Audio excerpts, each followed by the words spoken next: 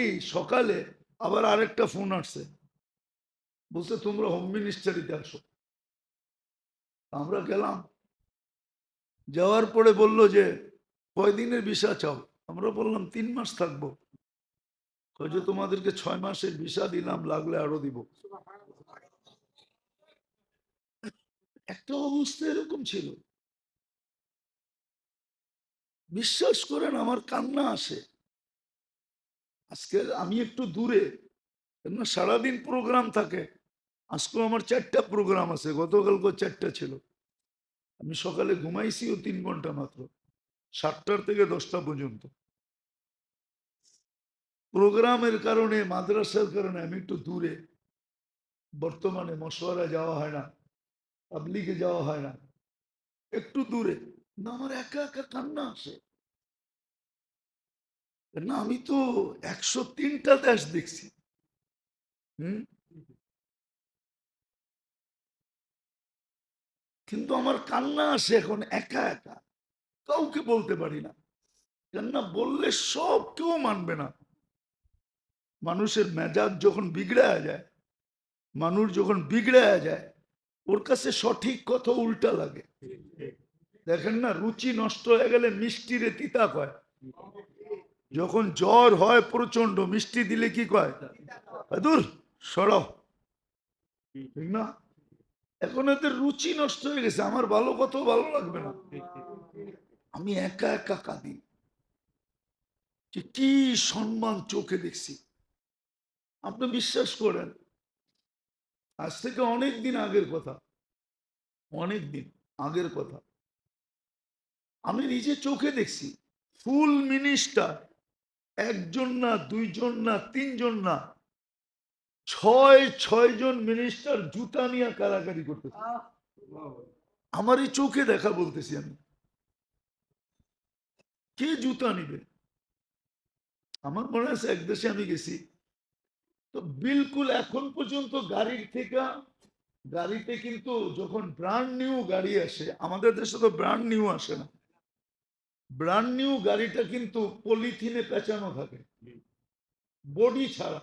বডির উপরও পলিথিন লাগানো থাকে, পলি, একটা বিশেষ পলি থাকে, ওটা গ্লাসে লাগানো থাকে। সিট সুট পলি গাড়ি নিয়ে আসছে, তো বলতেছে হুজুর ব্র্যান্ড নিউ, শুধু আপনি বসলে উদ্বোধন হবে, এছাড়া হবে না, নাইলে এই গাড়ি রিটার্ন চলে যাবে। আমার মনে আছে আমি এক দেশে গেছি, আমি একা ছিলাম, একা। গাড়ি আসছে 12টা, আমি কোনটায় বসবো বলেন? যাদের এত বড় জায়গা ছিল দিলে, আজকে ওদের কর্ম দেখেন, ওরা কি করে মানুষের সামনে দাঁড়াবে? আমরা দিনের মেহনত নিয়ে আসছি, এখন পর্যন্ত তো আমাদের মেজাজ ঠিক আছে, ঠিক না? না ঠিক নাই? হ্যাঁ, এখনো শ্রদ্ধার একটু ছোঁয়া আছে। কিন্তু 2 দিন পরে যদি এটা উঠা যায়, নাম লওয়ার লগ লগ যদি মানুষ জুতা উঠায়, যে তো করে জুতা গেলি এখান থেকে, গেলি এখান থেকে তো করে জুতা। আমরা তো তোদেরকে চুলা জড়াইতে দিই নাই, আমরা তো বিদেশে কোনো বিছনা নিয়ে যাই না, যাই নাই কোনোদিন বিছনা নিয়ে। কেননা এত বিছনা থাকতে আমি বিছনা নিয়ে যাবো কেন? হ্যাঁ, 50টা বিছনা তো আমার জন্য অপেক্ষা করতেছে, বিছনা কেন নিব? কিন্তু এখন যদি মানুষ জুতা দেখায়, আল্লাহ তো দিল পাল্টায় দিলেও পারে, ঠিক না? আমি কোনো গ্রুপ হিসাবে বলতেছি না, দুনো গ্রুপকে বলতেছি। কি, এই যে গ্রুপ হয়ে গেছে, আমি দুনো গ্রুপকে বলতেছি, যদি 2 দিন পরে জুতা দেখায় মানুষ, গেলি এখান থেকে, কি করবেন? পাবেন না একটু? আর এটা হয়েছে কেন জানেন? ওই যে বললাম না, শুধু শিক্ষা, শুধু, এটার সাথে আরেকটা জিনিস যোগ হয় না। শুধু শিক্ষার কারণে আল্লাহ রসুলের হাদিস সত্য, ইউদফান উমরিকা সায়াতি আলাইকা সামান কাসীরুন খুতাবাউহু প্রত্যেক ব্যক্তি বক্তা হবে, প্রত্যেক ব্যক্তি। আরেকটা কথা বলি, মনে উঠলো দেখে বলতেছি, আবার কেউ হয়তো এটা বিরূপ ভাবও নিতে পারে, ভয়ও পাইতেছি আবার। হম অতীত 15 বৎসরে দেখতাম ওয়াজে গেলে কিছু লোকের ওয়াজ সারা আমাদের ওয়াজ শুরু হইতো না। কিছু লোকের এরা এমন এমন ওয়াজ করতো, হম মনে হয় যে আমরা ওনাদের কাছে ভর্তি হইলে ভালো হয়।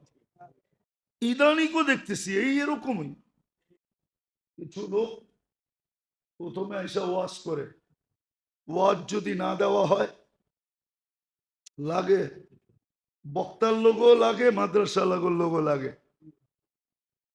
আসলে এগুলা কেন জানে? ওই যে বলে শিক্ষা আছে কিন্তু সাথে আরেকটা জিনিস অ্যাড নাই, আরেকটা জিনিস অ্যাড নাই। আগে ছিল প্রত্যেক চাকরির আগে ট্রেনিং ছিল, লম্বা ট্রেনিং দিতে হতো তাকে, তারপরে তাকে জয়েন্ট করতে হতো। ডাইরেক্ট জয়েন্ট করতে দিত না, আগে ছিল। কেননা বয়স তো আমাদের কম হয় নাই, কিছু কথা মনে তো এখনো আছে, ছোটবেলাও দেখতাম। লম্বা কি দিতে হতো? ট্রেনিং দিতে হতো। এটার নামই ছিল সোহবত। এখন শুধু প্রাইমারিতে আছে, পিটি করতে হয়, কইরা তারপরে যা পড়াইতে হয়, ছাত্র পড়ানোর পদ্ধতি শিখতে হয়। কিন্তু এখনো নাই, এখন আবার নাই, এটা খুব কম, খুব কম, খুব কম। ছোটবেলায় স্কুলে পড়ছি তো, স্কুলে ওস্তাদরা শাসন করতো বটে, বহুত মাইরের কথা মনে আছে, কিন্তু ওস্তাদদের আবার যত্নের কথাও মনে আছে। মারতেন বটে, কিন্তু পরক্ষণে যে যত্নটা করতেন, মায়া স্নেহ করতেন, মা বাবার কথা ভুলে যেতাম। জানি না আপনাদের মনে আছে কিনা, ছোটবেলা যখন স্কুলে পড়তাম মারতেন বটে, কিন্তু আদরও করতেন। মনে আছে এখনো, অনেক শিক্ষকদের কথা মনে উঠলে চোখে পানি আসে, মনের থেকে দোয়া আসে যে আল্লাহ আমার এই উস্তাদ যেন জান্নাতে থাকে। যদিও সেই স্কুলের উস্তাদ,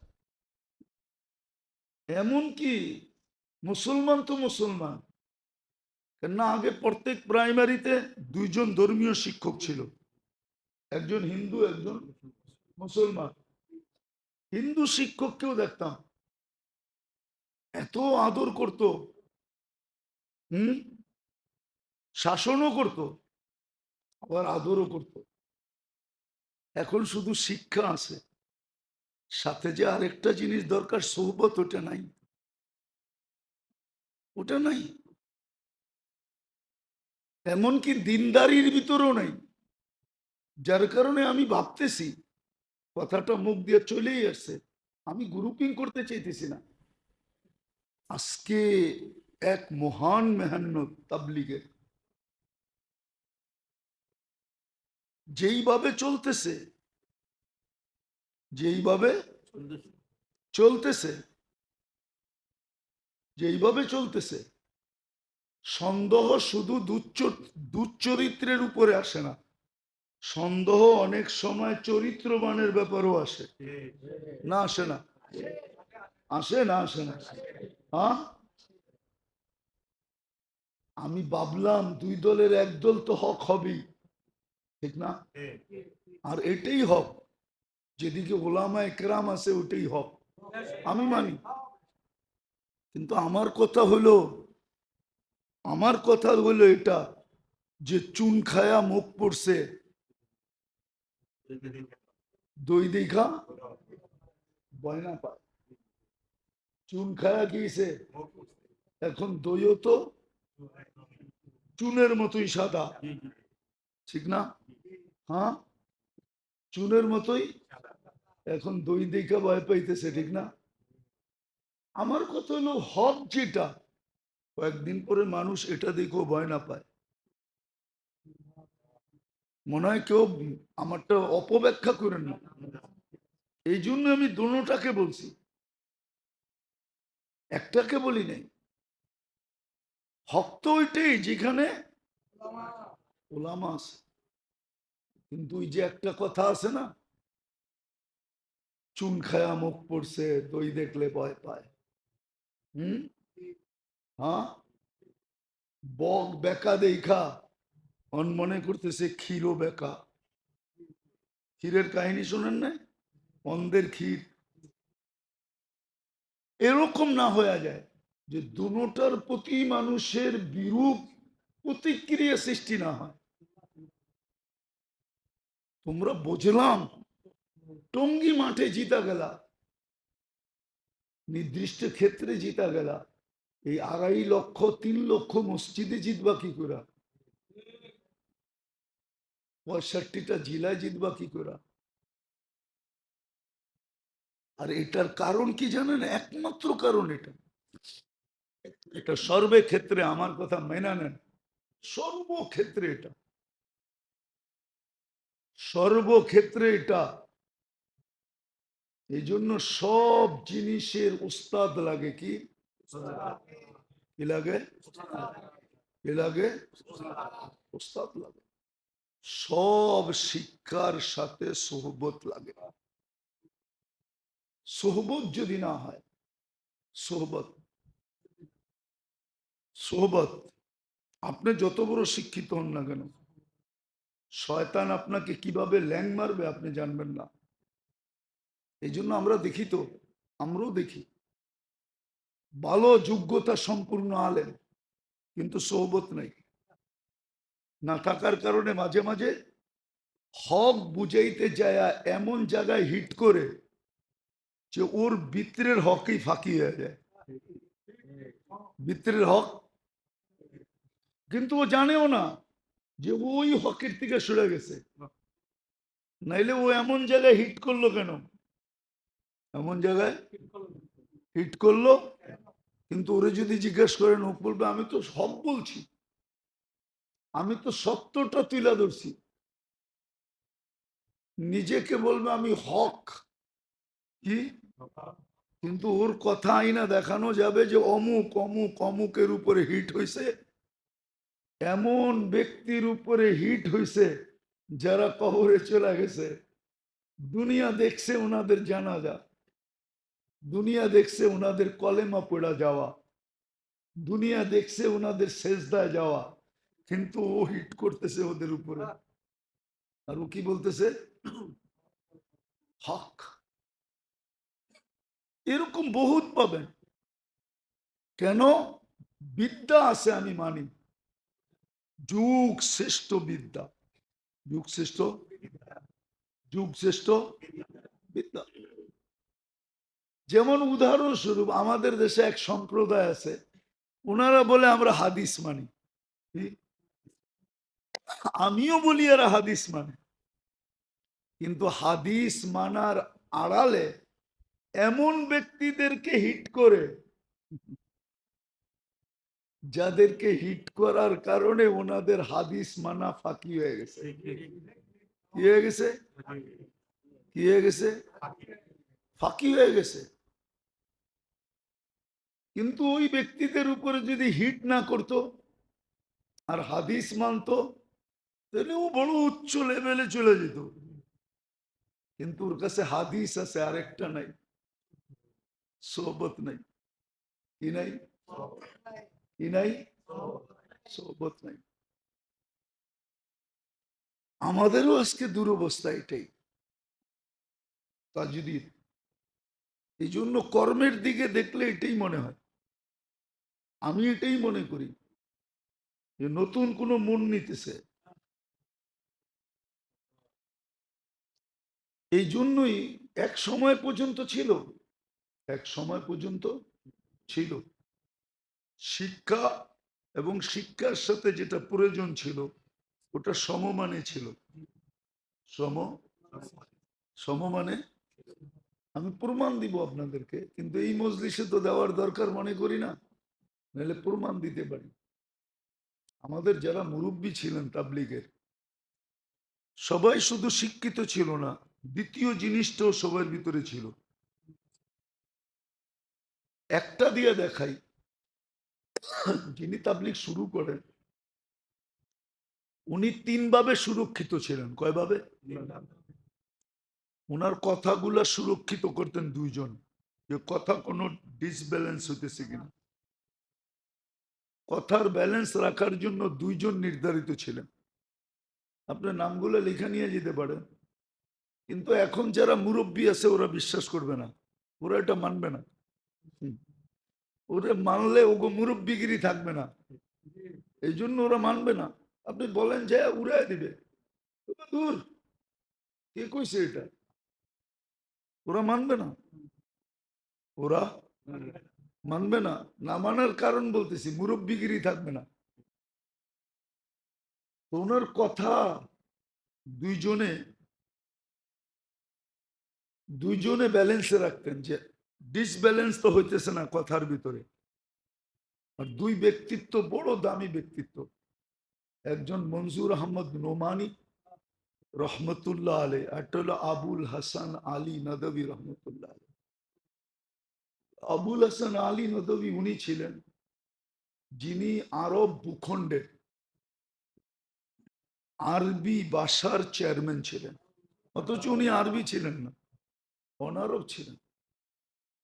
উনি 14 জনের থেকে খেলাফত পেয়েছেন।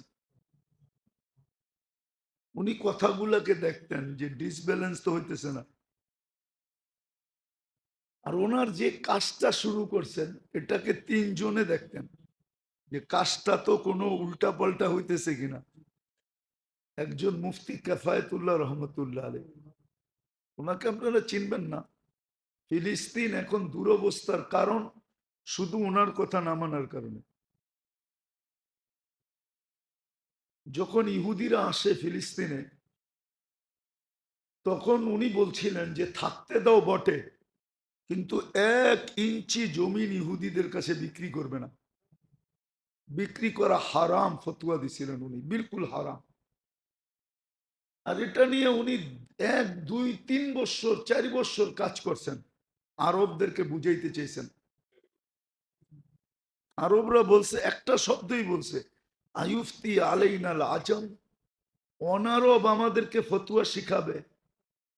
এটা আমরা মানি তো মানি কি করে, কিন্তু আজকে দেওয়ালে মাথা মারতেছে। আমি 15-20 বছর আগের কথা বলতেছি। বড় আলেম, দেওয়ালে মাথা মেরা। এইখানে আসছিল, এইখানে আমাদের এখানে 3 দিন লাগায় গেছে। আমাদের এইখানে এই মসজিদের দোতলায় ছিল।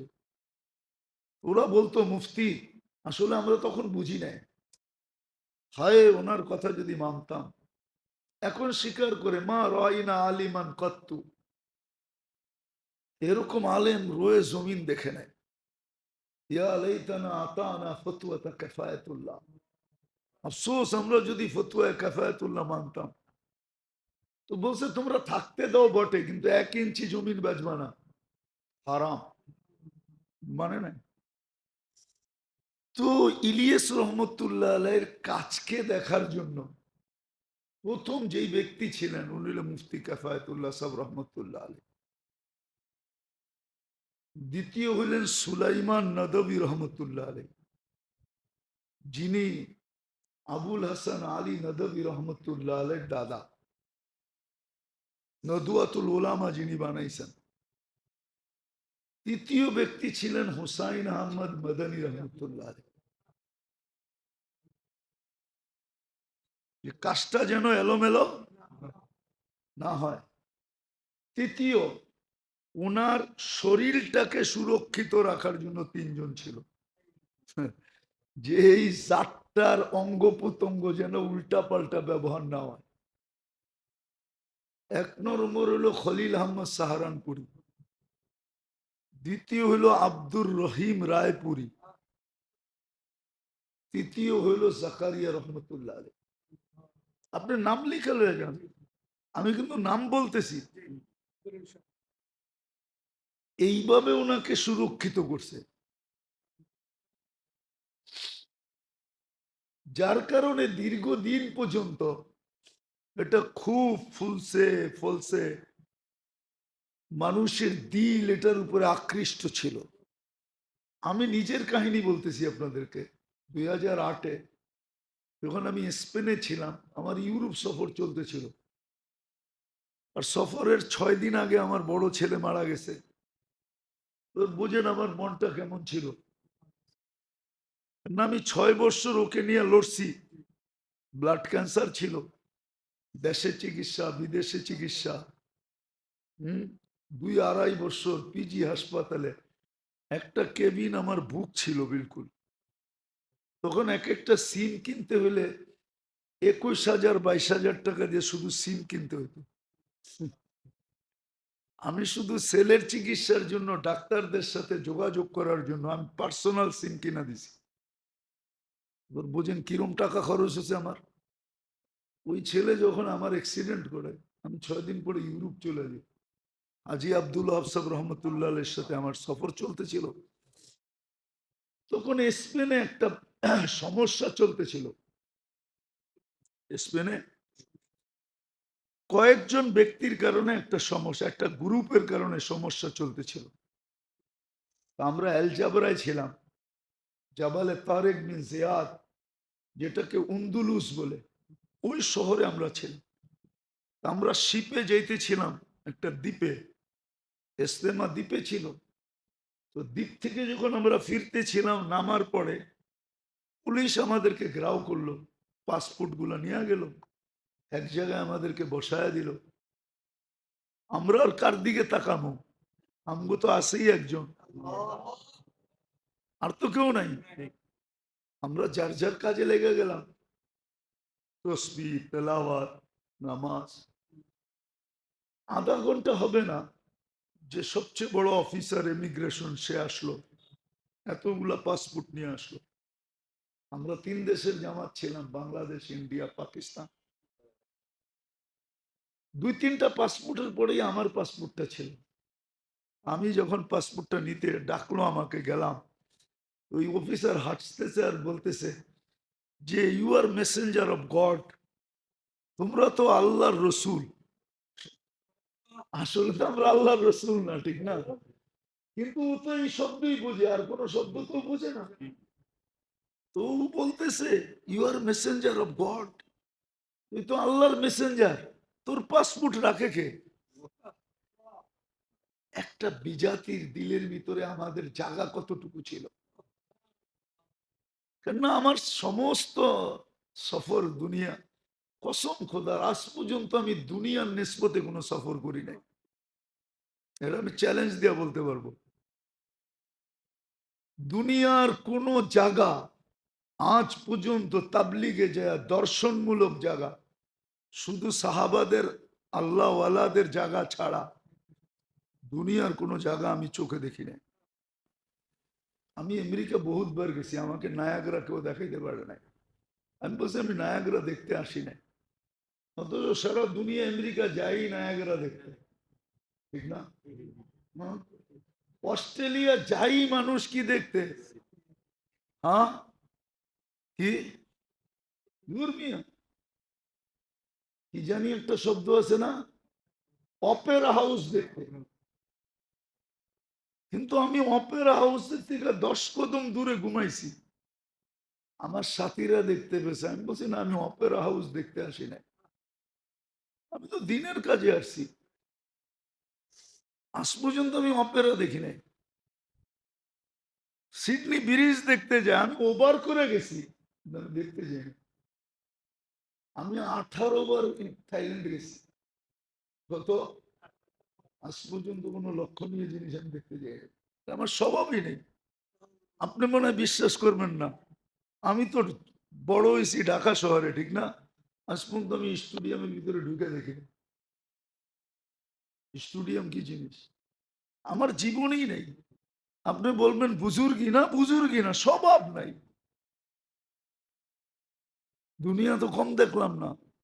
হুম, হ্যাঁ, নাম বলবো না। টোকিওতে একটা জায়গা আছে যেটা সমুদ্রের নিচ দিয়া রাস্তা নিয়ে সমুদ্রের ভিতরে উঠেছে। গাড়িটা সমুদ্রের ভিতরে উঠে, তারপরে ওইখানে একটা টাওয়ার আছে, ওই টাওয়ারে উঠলে পুরা টোকিও দেখা যায়। আমগো সুরা গেছে কাকরাইলে, আমারে বলছে তুমি চলো, আমি তোমার আমির। আমি বলে আপনি আমির হইতে পারেন দিনের কাজের, কিন্তু এই দুনিয়া দেখার কাজের আপনি আমার আমির না। আমি যাব না, আমি তো ঘুমাবো, আপনি দেখে আসেন, যান। আমি দেখি না। তো যেটা আমি বলতেছিলাম, সারা দুনিয়াতে একটা মানুষের দিলে আমাদের একটা আস্থা ছিল, একটা জায়গা করে নিছিলাম আমরা। অসংখ্যতা। যেদিন আফগানিস্তানে হামলা হয় আমেরিকার প্রথম, ওই দিন আমি থাইল্যান্ডে ছিলাম।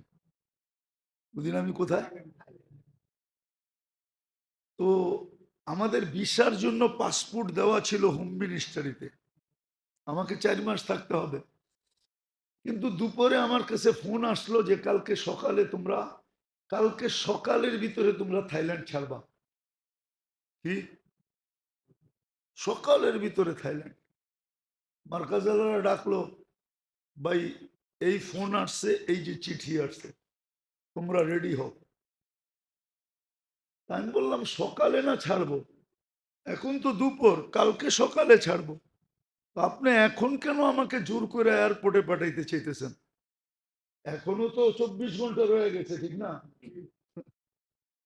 আমি আমির ছিলাম, আমি সাথীদেরকে বললাম ঠিক আছে, ইন্নার জমিন তো আল্লাহ, ইন্নাল আরদা লিল্লাহ, সকাল পর্যন্ত কি ঘটে দেখা যাবে। তো সকাল হওয়ার আগে দুনিয়া মানুষকে এটাই দেখাইতেছে,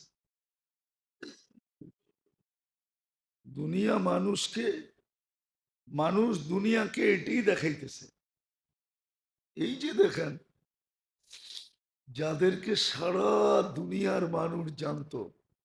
হুম, আমি আমার জীবনের কাহিনী বলি, আমি তো 103টা এমিগ্রেশন দেখছি। কয়টা? 103টা দেশে গেছি, এমিগ্রেশন পুরস্কৃত যেতে হয়েছে। হ্যাঁ, আজ পর্যন্ত কোনো এমিগ্রেশনে তো দাঁড় করাইলো না 2 মিনিট, কোনো সামান তো চেক করলো না। সত্য, কোনো সামান আজ পর্যন্ত হাত লাগায় দেখে নাই, কোনো সামান না। এক যুগে ছিল তাবলিগালাদের সামান কেউ হাত দিত না, সবাই এরকম পবিত্র মনে করত। কিন্তু ইদানিং ওদের কর্মগুলা দেখেন, সাধারণ মানুষের ব্রেন আউলায় যেতেছে, ঠিক না? হ্যাঁ, কি বলেন, আপনাদের অভিমত কি? ঘুমন্ত মানুষগুলাকে মানুষ এরকম মারে, মারেও, কিন্তু এরকম। হ্যাঁ? আচ্ছা, এরাই আমাকে বলুক, এরা যদি কোনো মসজিদে দাঁড়ায় বলে আমরা দিন শিখতে আইছি বা শিখাইতে আইছি, আমি তো চিন্তা করতেছি মানুষ 2 দিন পড়া করে জুতা মারে কিনা। ছাগলের বাচ্চা, তোরা কি দিন শিখবি আর শিখাবি, বাইরে থেকে। তবু তো কর্মে বলে না যে তোরা মানুষকে শিখাবি কিছু, শিখবি কিছু। মিডিয়ার যুগ তো, আপনি বলেন, আপনি বিবেক দিয়ে আপনি চিন্তা করেন, আপনি কি বলবেন যে এই কাজ করার পরে তারা মানুষকে কিছু শিখানোর মতো যোগ্যতা রাখে? হ্যাঁ, যারা সারা জীবন স্বৈরাচারী করছে, এরা যদি আইসা বলে যে আমরা কুতুব হয়ে গেছি, আপনারা মানবেন? মানবেন কি যে আমরা একবারে আজমির যায়া ভালো হয়ে গেছি গা, মক্কার গিলাপ দইরা আমরা কুতুব হয়ে গেছি গা? মানবেন? কে মানবেন না কা? হইতে তো পারে। আপনি বলবেন নামই লেগে গেছে স্বৈরাচার, ঠিক না? কয়লা ধুইলে কি হয় না? তোরা যে ভালো হবি এটা আমাদের বিশ্বাস হয় না। হুম, আমি মসজিদে বসে বলতেছি আমার ব্যাপার, আপনাকে ব্যাপার না। কসম খোদার মাঝে মাঝে ভাবনা লাগে যে আমারে মাফ করে দিলে মনে হয় আল্লাহ শয়তানরও মাফ করে দিবে। নিজে তো কিছুই করতে পারি না। সারাদিনে কয়বার আল্লাহ বলি? এই যে শুক্রবার যেতেছে কয়বার দুরূদ পড়ছি, কিন্তু সারাদিন তো বুক করি কাটটা। বাঁচা আছি কার কারণে? কে বাঁচা রাখছে আমাকে? কালকে আমি দেখাইতেছিলাম কয়েক জায়গায় যে 3টা জিনিসের যদি আল্লাহ বিল নিত তাহলে ডেলি 5,750 টাকা দিতে হইতো। অক্সিজেনের বিল 550 টাকা, পার লিটার 1 টাকা, পার শ্বাস 1 পয়সা তো 1600 টাকা, কিডনি ডায়ালিসিসে পার ডায়ালিসিস 100 টাকা, তাহলে ডেলি 3600 টাকা, 5,750 টাকা ডেলি পে করতে হতো। প্রত্যেকে পে করতাম, বাকিটি তো বাদই দিলাম। আমার তো উচিত ছিল ডেলি 5,750 বার কোনো না কোনো আল্লাহর তসবিহ পড়া। মানবতা এটা বলে, আমি তো পড়ি না। আমি আমারটা বলতেছি, আপনাদেরটা না। এই জন্য আমি মসজিদে বসে বলতেছি, কোন আল্লাহ জানে দিলের হাল। আমি বাজে বাজে ভাবি আমারে মাফ করে দিলে মনে হয় শয়তানরও মাফ করে দিবে। জীবনে এরকম গুনাহ আছে। আসলে তালিমের সাথে আরেকটা জিনিস যতক্ষণ পর্যন্ত সংযুক্ত না হবে, শুধু তালিম, শুধু তালিম, শুধু তালিম মানুষের জীবন গড়তে পারে না। এই জন্য একটা জিনিস, রাগ হয়েন না, বুঝার জন্য কিন্তু। হুম, দুনিয়াতে যত ফেতনা সৃষ্টি হয়েছে, উল্টা পাল্টা বুদ্ধি আসছে, সব কিন্তু উপদেষ্টাদের পক্ষ থেকে আসছে। কি উপদেষ্টা কি কম শিক্ষিত লোক হয়? হ্যাঁ, কি কেউ না কেউ বুদ্ধি দিছে, চালা গুলি, ঠিক না? হ্যাঁ, আমি কোন পক্ষ ঠক্ক না, আপনাদেরকে কথাটা বুঝানোর জন্য, ঠিক আছে? হুম, দেখি আপনারা একমত হন কিনা। বলবো আবার কালার দিয়ে দিবেন না তো? হ্যাঁ, না ইসলামপুর তো কালারের জায়গা, আর বাদামতলি তো বাদামতলি, ঠিক না? হ্যাঁ, তো কালার দিয়েন না, বুঝার জন্য, ঠিক না? অতীত 15 বৎসর চাকরি তো ওদেরকেই দিছে যারা নিজস্ব লোক, ঠিক না? এছাড়া তো কেউ দেয় না।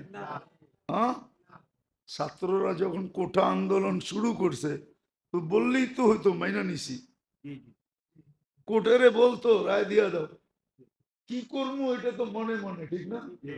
কাহিনী শেষ, ঠিক না? কিন্তু আসলে তো প্রবাদ বাক্যই সত্য, পতন যখন আসে গনাইয়া, আক্কল বুদ্ধি জ্ঞান সব যায় হারাইয়া, ঠিক না? সব হারায় গেছে, ঠিক না? হুম, সমাধান তো ছিল 2 কথা, মনে মনে তো আছেই, ঠিক না? সত্য তো? হ্যাঁ, কিন্তু আসলে পতন যখন আসে গনাইয়া, সব হারায় যায়, ঠিক না? ছোট জিনিস কত বড় হয়ে গেল, কেন আল্লাহ মুক্ত করবে এই জন্যই গেমটা আল্লাহই খেলছে, ঠিক না? গেমটা আল্লাহই সাজায় দিছে, মেসি খালি টাচ করে দিছে, ঠিক না? মেসির কিন্তু গোল দিতে পারে না, ওরে গোল বানায় দিতে হয়। মনে হয় জানেন না আপনারা, এগুলা খেলাগুলা খেলেন না তো কোত্থেকে জানবেন? হুম, ওরে গেম বানায় দিতে হয়, বল বানায় দিলে ও গোল করতে পারে, এছাড়া নিজে খেলা পারে না। ওরে কি করতে হয়? বানায় দিত হয়, এক পজিশনে নিয়ে দিত হয়, ওই পজিশন থেকে হয় গোল করে দেয়। আসলে ছাত্র জনতা গোল করছে, কিন্তু বানায় দিছে কে? আল্লাহ বানায় দিছে। আমি ভয় পাইতেছি আসলে, রাখবেন না কেউ, মিডিয়ায় কথা চলে যেতেছে, আমি ভয় পাইতেছি। তাবলিগেরও মনে হয় গোলের সময় চলে আসছে, কেননা হাদিস দেখলে এটাই মনে হয়। 1924 সনে সর্বপ্রথম 3 দিনের জমাত বাইরে, আর এখন 2024, 100 বছর হয়ে গেছে। আর 100 বছরে ইসলামিক যে কোনো জিনিস নবায়ন হয়, তাজদীদ বলে এটাকে,